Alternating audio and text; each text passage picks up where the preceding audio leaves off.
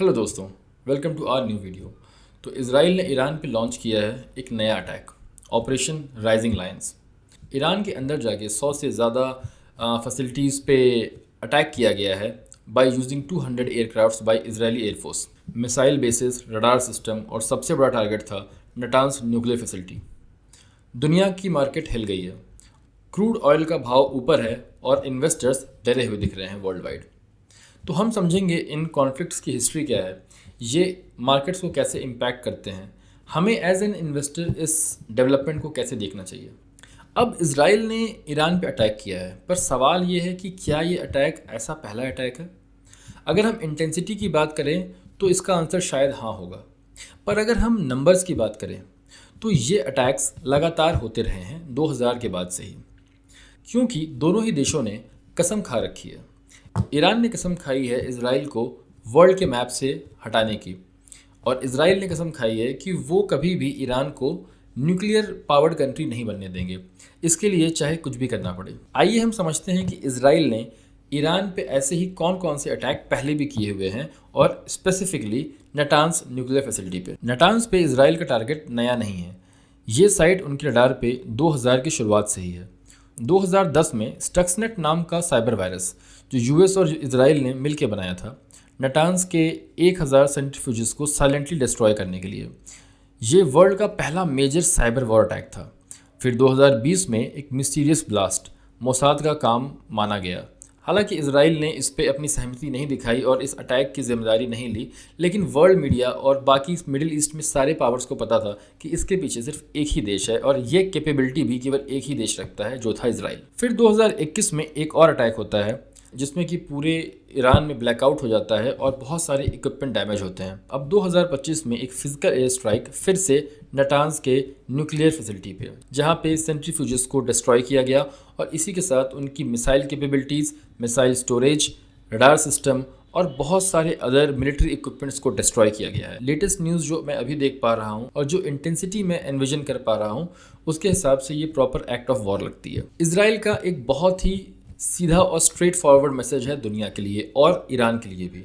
If the world does not stop Iran, we will. अब इस conflict का या इस वॉर का असर ऑयल मार्केट्स पे क्या पड़ेगा, वर्ल्ड पे क्या पड़ेगा और स्टॉक मार्केट्स पे क्या पड़ेगा।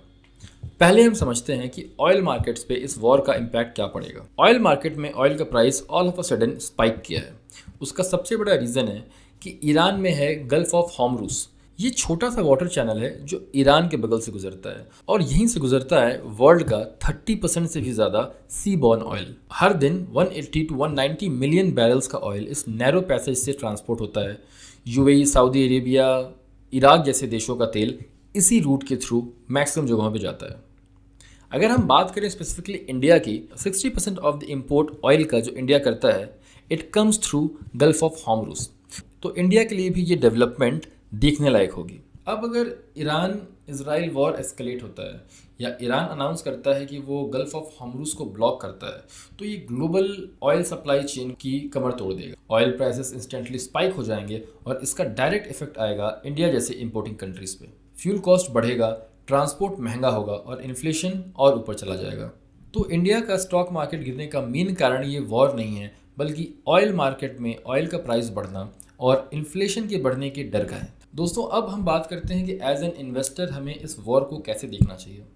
अगर हम बात करें वॉर्स की, तो ईरान और इसराइल का वॉर कोई नया नहीं है। लगातार वॉर पे वॉर की न्यूज़ हमें सुनने को मिलती है, चाहे वो रशिया यूक्रेन का वॉर हो, अज़रबैजान और आर्मेनिया का वॉर हो, इसराइल का गाज़ा के साथ कॉन्फ्लिक्ट हो, इसराइल का लेबनान के साथ कॉन्फ्लिक्ट हो, इसराइल का ईरान के साथ कॉन्फ्लिक्ट हो, चाहे इंडिया या पाकिस्तान का कॉन्फ्लिक्ट हो। और अगर ये न्यूज़ सुन के आपको ये लगता है कि हमें अपना सारा पैसा मार्केट से निकाल लेना चाहिए और फिर अच्छा टाइम आने पे हमें वापस से इन्वेस्ट करना चाहिए, तो आपको खुद से ये क्वेश्चन ज़रूर पूछना पड़ेगा कि वो अच्छा टाइम कब आएगा। अगर हम लास्ट 5 साल की बात करें, जो कि कोविड के बाद से आया है, हम ध्यान देंगे कि ये वॉर्स ऑलमोस्ट हर साल ही होती है, और मीडिया जब इसे कवर करता है तो ऐसा लगता है कि now this is the end. But reality क्या है?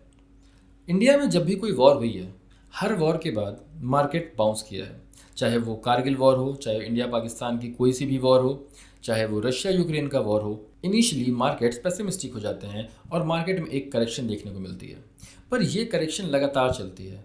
अगर आप वेट कर रहे हैं एक ऐसे टाइम की जो कि परफेक्ट हो, जहाँ कोई दिक्कत ना हो, तो शायद वो टाइम कभी नहीं आएगा। और हो सकता है कि मार्केट में ऑयल का दाम बढ़ने की वजह से ओवरऑल स्टॉक मार्केट्स की वो कंपनीज जो डायरेक्ट क्रूड ऑयल के डेरिवेटिव्स या एक्सट्रैक्ट्स यूज़ करती हैं अपनी प्रोडक्ट्स बनाने के लिए, वो बहुत ज़्यादा हीट फेस कर सकती हैं। जैसा कि आपकी पेंट कंपनीज, जैसा कि आपकी tyre companies, aviation companies and transport companies. तो सबसे बड़ा क्वेश्चन कि अब क्या करना चाहिए। तो मैं यहाँ पे कोई बाय या सेल एडवाइस नहीं दे सकता आपको, बस मैं आपसे यही कह सकता हूँ, if you are waiting for the best time, वो बेस्ट टाइम कभी नहीं आएगा, क्योंकि बेस्ट टाइम कभी नहीं होगा। कोई ना कोई चीज़ ओवरऑल जियो पॉलिटिक्स को बदलती रहेगी, कोई ना कोई शॉकर आता रहेगा, क्रूड ऑयल्स ऊपर या नीचे होते रहेंगे। हमें देखने हैं कि हमारे क्या पॉजिटिव्स हैं, क्या इंडिया का इंफ्रास्ट्रक्चर बढ़ रहा है, क्या इंडिया का रेलवे नेटवर्क, रोडवेज नेटवर्क बढ़ रहा है, क्या हमारा एक्सपोर्ट बढ़ रहा है, क्या हमारा डिफेंस एक्सपोर्ट बढ़ रहा है, क्या हम न्यू टेक्नोलॉजीज़ पे काम कर रहे हैं, क्या हम डेटा सेंटर्स पे काम कर रहे हैं। हमारा ज़्यादा इम्पैक्ट इस पे होना चाहिए। जैसे सारी वॉर का इम्पैक्ट ख़त्म हो जाता है, इस वॉर का इम्पैक्ट भी हमें ख़त्म होता दिखेगा।